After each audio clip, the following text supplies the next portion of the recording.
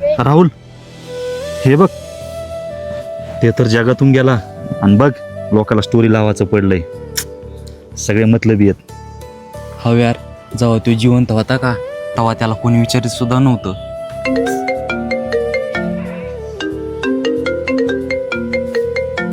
अरे, कल्पनाचा फोन. अरे उचल उचल, काय म्हणते काय? हॅलो भैया, मी अविनाची बहीण बोलते, कल्पना. हा ताई. भैया, माझी एक मदत करशील का? अविनाच्या खिशामध्ये एक चिठ्ठी सापडली. त्याच्यामध्ये असं लिहिलेलं आहे की जेव्हा बी तुला गरज पडली तर ह्या नंबरवर कॉल करायचा. हा बोल ना ताई, काय मदत पाहिजे? घरचं राशन जेव्हा अविनाश होता का तेव्हा तो आणत होता. टेन्शन न घेऊ ताई, तुपले हे भाऊ 1 महिन्याचं काय प्रत्येक महिन्याचं राशन आणून दे. ताई, तुला केव्हा जरी गरज पडली ना ते तुपले दोन्ही भाऊ आधाराचं तुला काही पण आणून दे. बरं चला ऐक ना, ठेव फोन, मी तुझ्यासाठी राशन घेऊन येतो.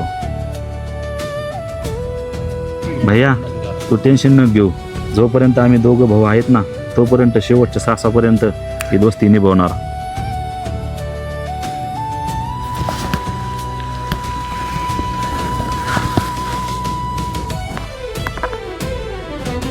चल राहू, आपल्या ताईसाठी आपण सामान आणून देऊ.